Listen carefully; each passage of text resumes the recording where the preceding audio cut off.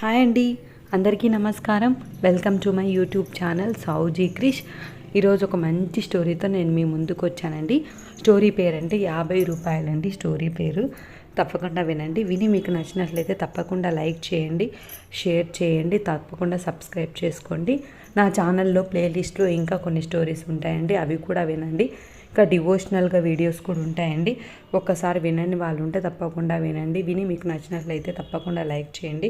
అదేవిధంగా మీ ఫ్రెండ్స్కి రిలేటివ్స్కి ఉపయోగపడుతుంది అనుకుంటే తప్పకుండా షేర్ చేయండి. చూసిన వాళ్ళందరూ తప్పకుండా సబ్స్క్రైబ్ చేసుకోండి. ఇప్పటివరకు సబ్స్క్రైబ్ చేసుకున్న వాళ్ళందరికీ పేరు పేరున ధన్యవాదాలు తెలుపుకుంటున్నానండి. ఇప్పుడు స్టోరీలోకి వెళ్దాం. 50 రూపాయలు.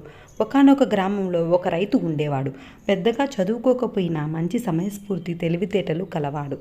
ఆ గ్రామంలో ఏ సమస్య వచ్చినా కూడా పరిష్కారం కొరకు గ్రామ ప్రజలందరూ ఈ రైతు దగ్గరికి వచ్చేవారు. ఒకసారి ఈ రైతుకు 50 రూపాయలు అవసరం అవుతుంది. ఆ 50 రూపాయలు సంపాదించడానికి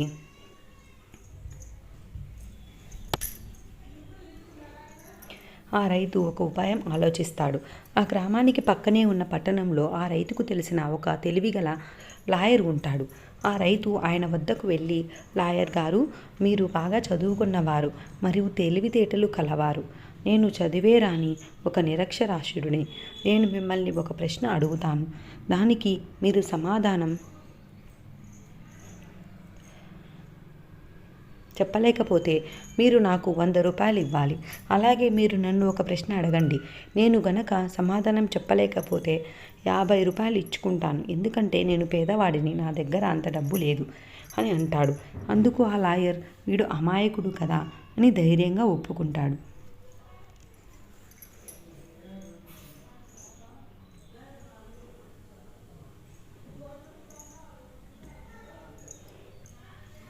రెండు తలలు 6 కాళ్ళు ఉన్న జంతువు ఏది అని ఆ రైతు అడగగా, లాయర్ చాలాసేపు ఆలోచించి చివరికి నేను పందెం ఓడిపోయానని ఒప్పుకొని 100 రూపాయలు ఇచ్చి, ఇప్పుడు నువ్వు వేసిన ప్రశ్న నేను నిన్ను అడుగుతున్నాను, నువ్వు నాకు సమాధానం చెప్పు అంటాడు.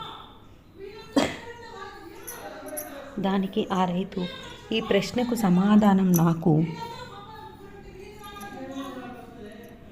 కూడా తెలియదు లాయర్ గారు. నేను కూడా పందెం ఓడిపోయాను. ఇదిగో, నేను పందెం ఓడిపోతే మీకు ఇస్తానన్న 50 రూపాయలని లాయర్ చేతిలో 50 రూపాయలు పెట్టి మిగిలిన 50 తన జోబిలో వేసుకుని తిరిగి ఇంటికి సంతోషంగా వెళ్ళిపోతాడు. దీన్ని లాయర్ తలుచుకొని, అయ్యో,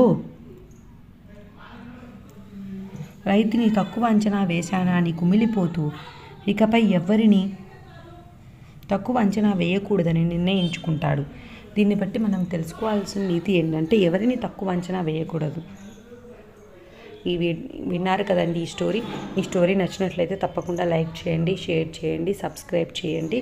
ఏమైనా చెప్పాలనుకున్నా కూడా తప్పకుండా కామెంట్ చేయండి. మీ ప్రతి ఒక్క కామెంట్ని నేను చదువుతానండి. ఇప్పుడు కొంచెం బిజీగా, తమ్ముడు మ్యారేజ్ వల్ల బిజీగా ఉండడం వల్ల ఫ్రీక్వెంట్గా వీడియోస్ చేయలేకపోతున్నానండి. మళ్ళీ తప్పకుండా రోజుకు ఒక వీడియో చేస్తానండి.